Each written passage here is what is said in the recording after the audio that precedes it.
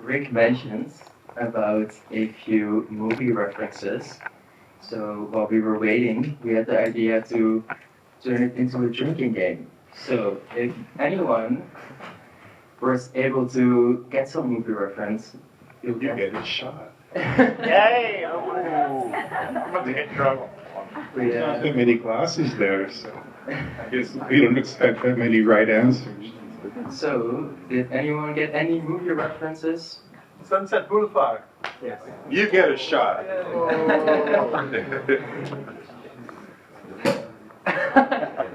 Next. Oh, Anyone else? Yes. You get a shot. Was that it? Come on. You get a shot. This is a good audience. Whatever happened to Baby Jane? Someone said that already, right? Oh, okay. Yeah. Well, while we're handing out glasses, I wanted to move on to the Q&A portion. You mentioned that Hustler White now has a younger and newer audience, but I was wondering, what audience did you have in mind when you made this film? I don't think we had an audience in mind. I mean, it was a very personal project. It was something that I was aware of living in Los Angeles my entire life. I was aware of the street scene, of the male hustler scene in particular. The female prostitute scene, or street scene, had been going on forever. And that was more obvious to the police. So they would bust the girls all the time, take them in, find them, put them in jail. But the boys on Santa Monica Boulevard, it wasn't obvious enough for the police at that time. They didn't realize what was going on. And I was intrigued with the history of the hustler scene, particularly in Los Angeles. And since I've been there for a long time, and also I'm very, one of those kind of people that does a lot of research, I knew the whole history of the hustling cruising scene since the early days, like the turn of the century, up until the 1990s, when it ended, because then in the late 90s everything went online, and that was the end of the era. Yes, thank you. You're welcome. I also wanted to know why the cast was exclusively men. To what extent was the scene male-dominated, and why was this a choice for the movie? Yeah, that was done on purpose. We tried to have absolutely no women in any scenes whatsoever, but I think there's a scene on the street where a woman's pushing a baby stroller, and that really pissed me off. I kind of wish that we had edited that out. And the reason for that is really obscure, of course. So during that day, besides on the street, they would put actual advertising for sex in the gay magazines. In the back of the magazines, there would be these ads. And as you can imagine, it was very diluted and very this kind of idea of what a person would want. So they would say, no fats, femmes, heavy B&D, and no women, and that would be an ad. And I understand it's extremely politically incorrect, but that was the kind of ad that would be present during this era. So it was kind of making fun of it, and also just the idea of this sort of false fantasy of what somebody wants in their sexual proclivities. Yes, thank you so much. You're welcome. Next, I wanted to ask about Tony Ward's character, Monty. Yeah. He doesn't specify sexuality when asked by Jürgen Anger. He states that he's neither gay or straight, rather a hustler. Was this typical for hustlers at the time? To do what? To not identify with either being gay or straight. Well, I mean, for them it was a business, and I want to distinguish the street scene as much different than the escort scene. The escort scene it would be more the ads in the magazines and later on online. But the street scene was definitely always more of a desperate kind of a situation. And the boys, it was very, very transient. But you also have to keep in mind that this is an era, I mean, AIDS had already began, but this was an era where it was much, the libidos were much higher back then, and people were much hornier. So a lot of guys just did it for the fun. I mean, there was a time when, you know, sex was fun. And so there was kind of a mixture of all of that. And I also wanted to point out that narration where they're asking, are you gay and straight? That's my voice. Do you recognize that? I'm asking the questions.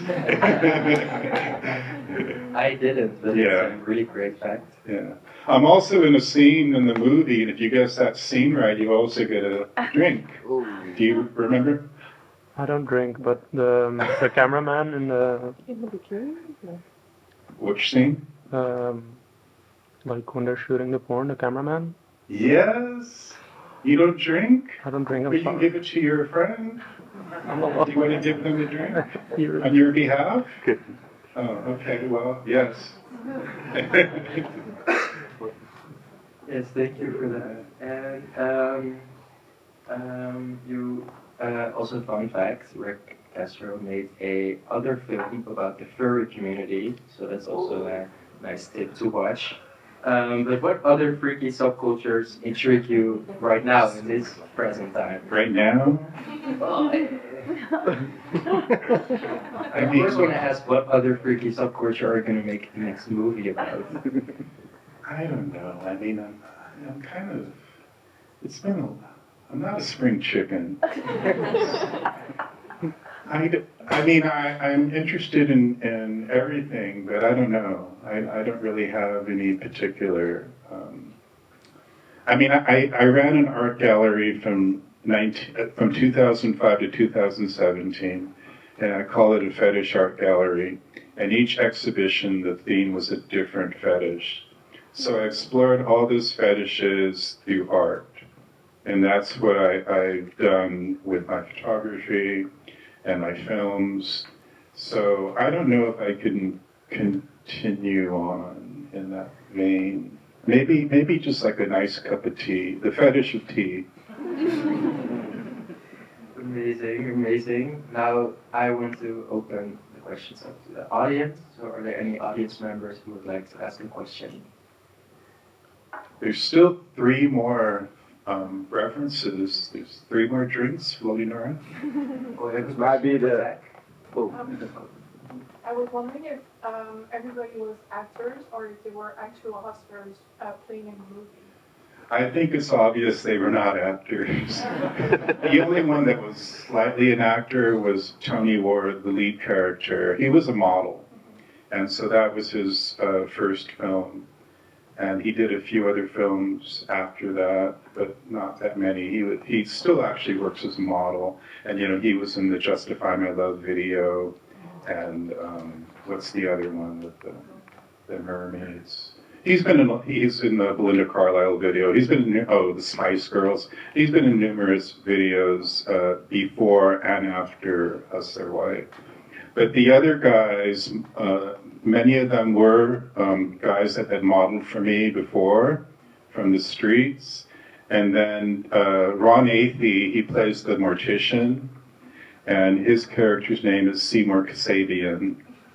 And Ron Athey has become a very international performance artist. I don't know if he's come to Amsterdam, but he's become very established as a performance artist.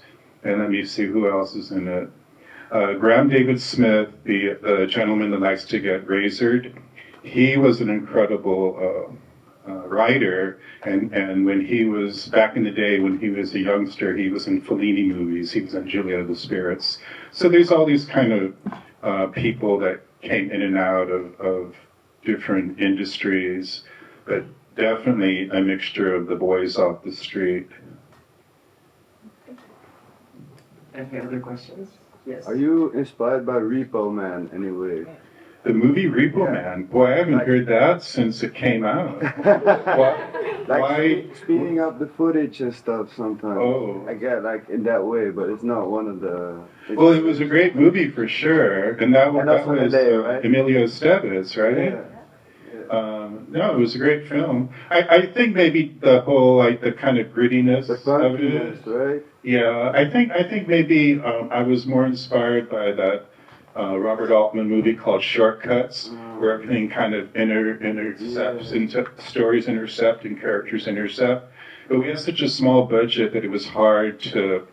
I would have liked to have had more backstory to the characters than what we had. So worked with what I had. Yeah. That was a great movie. Yours? What about the different camera angles you took for the movie? Is it specific for porn at that time, or?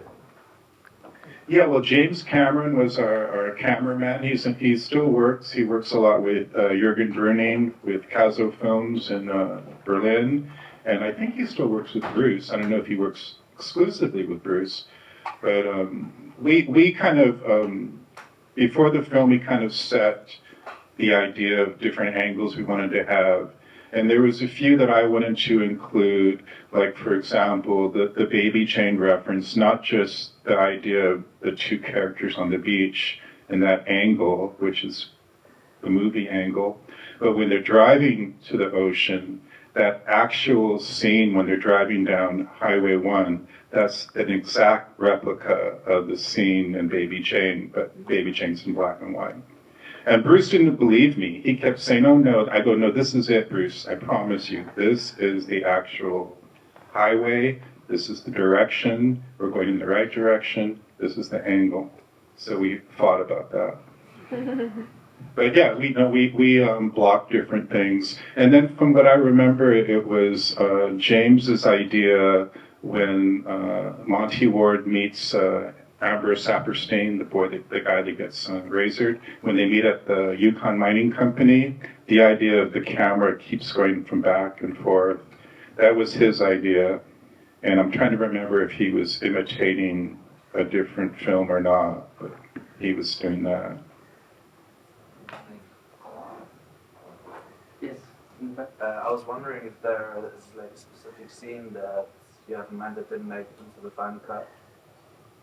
Well, this is the big secret in the room. But our shooting ratio was 1-to-1, meaning that almost always it was one take.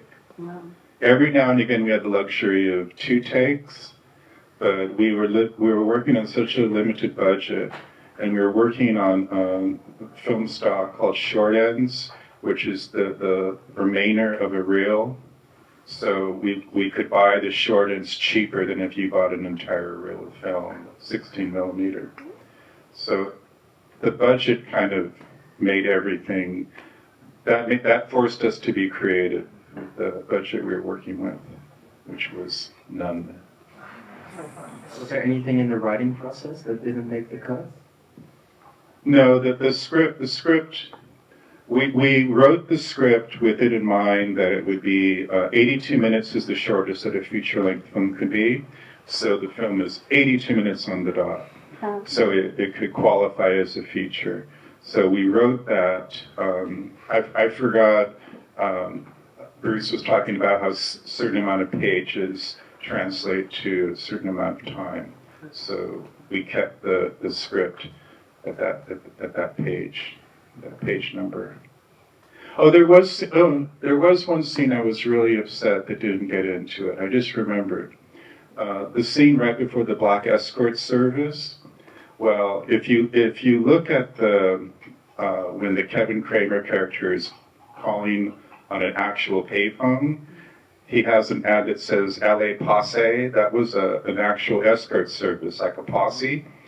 And when he goes to his interview, we filmed the exterior, which was this black house. This is a long story. There was this black house back in the day, that was all black flint rock on the outside. It was an amazing house. And then the shrubbery outside was green, and the house was completely black. And it was owned by this really eccentric woman named Susan Strauss. And I was obsessed with her. Everybody in LA was obsessed with her because she would walk up and down La Brea Avenue and Melrose Avenue, which was known for the shopping area.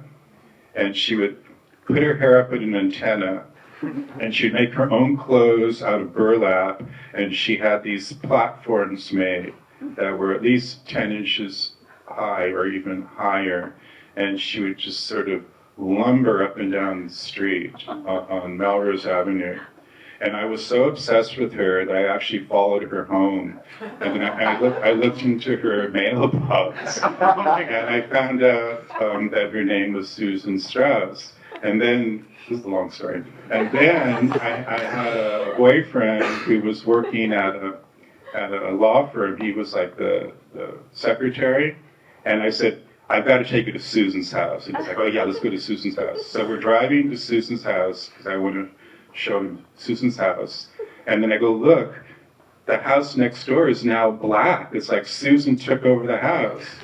And just at that time, this man walks out of the house, and my boyfriend Dan goes, that's my locksmith. And I go, really? So we asked him everything. He goes, yeah, Susan's our landlady, and she made our house black as well. And she's a Levi Strauss heir. So. And what would the scene would have been? It would have been the Kevin Kramer character walking into the black house. Oh, for the escort. Or the black escort service. I would also note that one of my personal favorite things about the film is the inclusion of the geography of LA, which you, of course, know so much about. Yeah. The inclusion of such iconic places like the Scientology building and the Hollywood Cemetery. So I wanted to give you that as a compliment. Oh, thank you. Are there any more questions? Yes. I think I got one reference. Okay. It wasn't a movie, but it was a painting, the God painting, where Monty is like handing the bloody. Oh, you mean in the Sistine Chapel? Yeah. Well, yeah, that's Yeah. true. Give him a dream. Give me two. But I have a question as well. Yeah. But first I wanted to say, like, thank you for making this film. It's one of my favorite films. I actually just had a party at Club Church, and the theme, no, I don't think anybody got it. It was called Hollywood Hookers. And it was a big scandal, actually, because everyone's like, ooh, is Jeffrey Epstein going to be there? It's fucked up.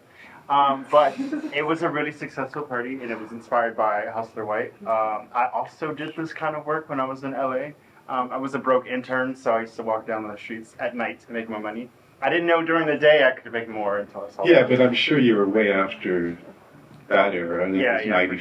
sure. Yeah, sure. You weren't even born. No, it's still... Where is Club Church? Club Church here is in Amsterdam. Oh, okay. Yeah. It's a gay sex club. It's a gay sex club. Oh, okay. Have you, Nice. you never heard of it? No, I don't know Amsterdam. But my question is, because I've worked in LA, is like, how did you guys get the permits and stuff to film, or was everything like... We did not. That's the beauty of independent filmmaking, is you just do whatever you can as quick as you can, and you ask everybody for favors. You know, I mean, we were much younger, so I had balls. I don't think I could get away with it now, quite frankly. Everything is so regulated, and you know, there's a camera in every corner and everything. So it's a whole different process. But you know, pre-internet, pre-cell phone, things move slower. You know, there's so much stuff you could do under the slide, and people would not even know ever, really, that it was going on. So an interesting tidbit as far as the Hollywood Cemetery. So that just happens to, for whatever reason, be the beginning part of Santa Monica, the area where the Hustlers work on Santa Monica Boulevard. So that's kind of on the east part of Hollywood. And then it goes all the way to La Brea, which is the beginning of West Hollywood. Yeah. After La Brea, West Hollywood, no one's going to pay for sex because they're all going to, they do it for free. But ironically, that little corner, the the Hollywood Cemetery in 1995 was totally in disarray and it was in bankruptcy. It was in foreclosure.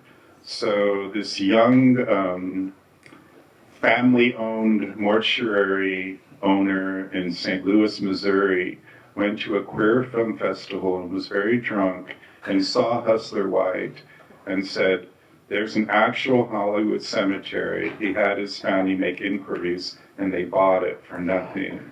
So his name is Tyler Cassidy. He has turned the Hollywood Cemetery into this jewel in Los Angeles. And so he introduced himself to me.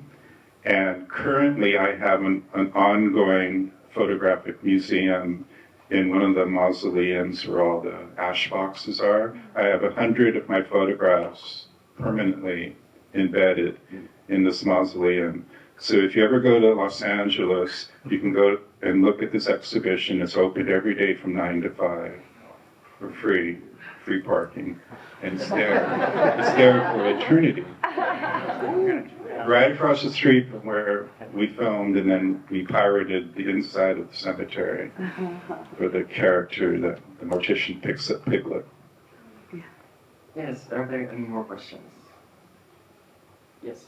I was wondering how was like the movie, how was the reception back then when it was released, and how is the reception now? Do you see any differences? The reception now is better, and so what happened is, so I was working with Bruce, and Bruce, this was his third film, and then Jürgen Bruning, our producer, he sent a rough cut of the film to the Sundance Film Festival, and much to our pleasure, they accepted it on a rough cut. And so this is, with it had sound but no music, no color correction. So then we had to get the film done for Sundance. So this was in the summer of '95, and Sundance is in it would be February of 1996. So we got it done literally just a few days before the film festival, and I went on a plane with the film actually in my hand, a film canister, an actual film canister, not digital. And so the theater that's the most well known for Sundance is called the Egyptian, and it's actually not much bigger than this theater. This theater actually looks nicer than the Egyptian, but it has that iconic status. So after the scene of, say, like the two skinheads kissing and with the autoerotic, we lost a few people in the audience. Then with the cutting scene, we lost half the audience. Then with the stunt scene, we lost another part of the audience. And then with the kissing scene, we lost even more audience. So then we had about a third left for the entire film. The people that stayed mattered. It was all like the people like Gus Van Sant and people that were associated with Jodie Foster. Not that she would have liked it, but it was just all these people that really, could do something. So it worked to our favor. But it was always polarizing in a good way. And then it was always controversial, so it got a lot of press in a good way. But you gotta remember that when you're doing no-budget films like John Waters with Pink Flamingo and Divine eating the dog shit, that's what got people into the theaters, was the dog shit scene. So you have to always kind of deal with some kind of sensationalism. But I mean, as far as I go, I would probably just do it anyways, whether I was trying to promote the film or not, because that's just my style, is to always kind of push the envelope. But anyways, that's what happened. Oh, so now, of course, it's like the young crowd, meaning, you guys, that really like the film, and it has nothing to do with gender or sexual persuasion. They just really enjoyed the film. And I think that audiences now are much more receptive to fetish and fetish culture, and it isn't as taboo as it was, back in my day. So yeah, everything's changed. ironically, because we're living in such conservative times, at least in America, so both of these things are happening at the exact same time. Thank you. Yes. You're welcome. Is there maybe a final question of anyone? Yes. This is not a final question, but was there a reference to three women? What did she say? A reference to three women. Yes, you get a drink. And the scene is when the madam is in the Mercedes and his captain is stuck in the door. That's Shelley Duvall in Three Women, which is such a good film if you haven't seen it. Isn't it just a great film? It's Robert Altman, who's one of my favorite filmmakers. And it's obscure, but I recommend it. It's Sissy Spacek, Shelley Duvall, and I think it's Jane Rule. I can't remember the last actress. She's not as known. But it's just this bizarre film that takes place in Palm Springs. And Shelley Duvall's always in yellow, and she drives a yellow Pinto, and her yellow skirt gets caught in the door every single time that she's driving. She works as a physical therapist at a senior home. It's just a great film. And there's two other references that you probably won't get. So should I just tell them? Yes. So the other one is the kissing scene. How it's really uncomfortable. That's from The Killing of Sister George, which is an obscure lesbian film directed by Robert Altman, who also directed Whatever Happened to Baby Jane. And Beryl Reid is kissing Susanna York, and it's so awkward and uncomfortable and the opposite of erotic. And so we did that with Bruce and Charlie and just kind of prolonged it. Maybe even too long, really, because it's longer than the scene in Killing the Sister George. That's also a really great movie. I recommend that. I think it's 1969. It's a great film, British. And the other one is really obscure. It's a reference to Rosemary's Baby. And it's really just a scene when the boys are on the street and they kind of look up and there's a helicopter. And in Rosemary's Baby, there's a scene when Mia Farrow's out. She's really pregnant and she's all grumpy and everything. And then at one point, she just sort of looks up in the sky and there's a helicopter.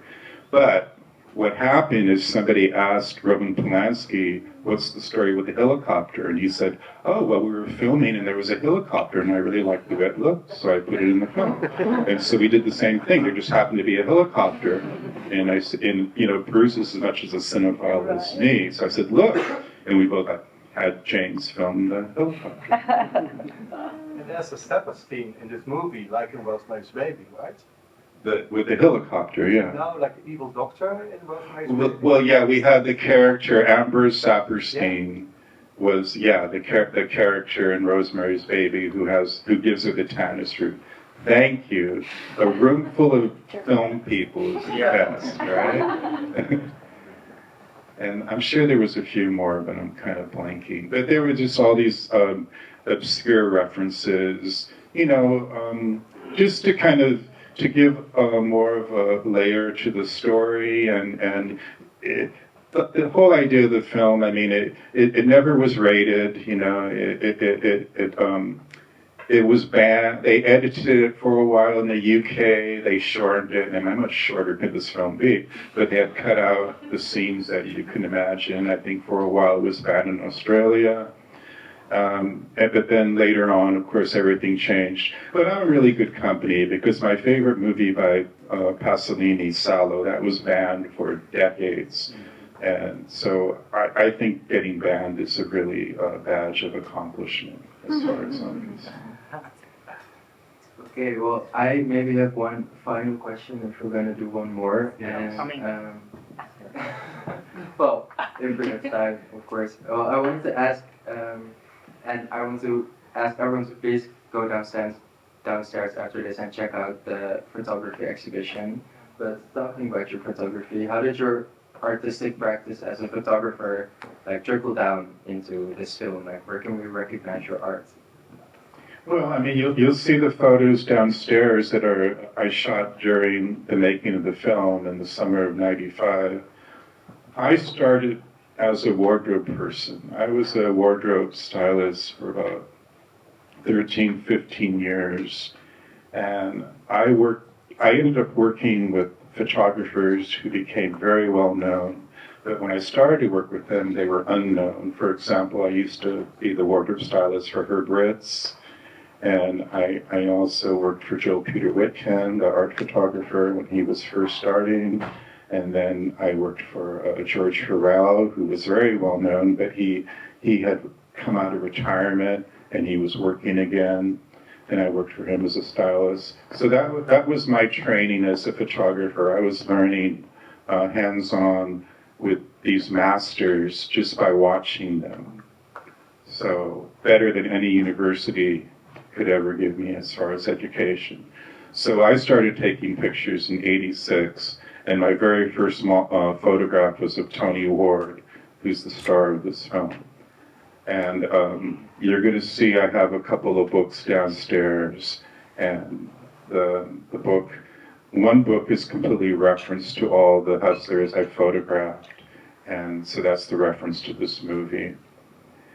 And so from '86 to '99, I was obsessed with documenting these boys in Santa Monica Boulevard. I mean, I was really fixated. I would, sometimes on a daily basis, I would go up and down the boulevard in my '67 Mercury Cougar and just ask a random guy to model for me.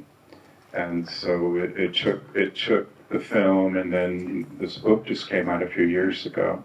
So it's really become really a huge part of my photograph and film career. This one little street, Hollywood. A narrow little street. Just one more question. Sorry, I'll get my last question. Are you working on any film projects right now, or are you totally done with film? I'm not, because I find making films really difficult.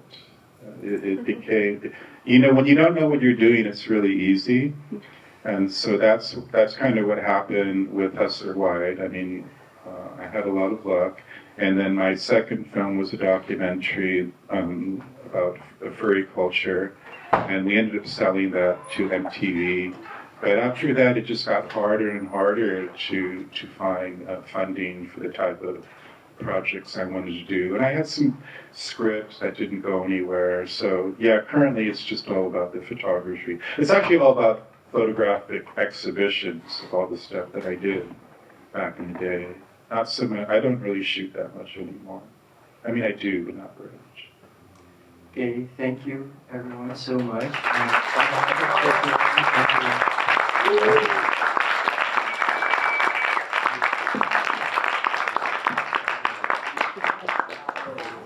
So we go downstairs. Yes.